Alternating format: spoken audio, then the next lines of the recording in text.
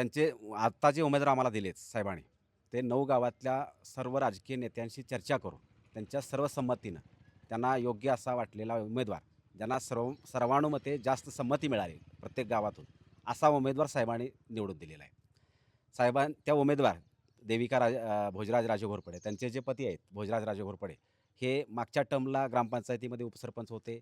आत्ता सुरुवातीच्या काळात 2 वर्षे उपसरपंच होते आणि त्यांच्या माध्यमातून कोट्यावधी रुपयाचा निधी, जे शासकीय योजनांतला असेल, म्हणजे नागरी सुविधा असेल, जनसुविधा असेल, किंवा आमदार फंड असेल, खासदार फंड असेल, किंवा शासनाच्या इतर विविध योजना आहेत, त्या माध्यमातून कोट्यावधीचा निधी भातवाडी गावात आणला आहे.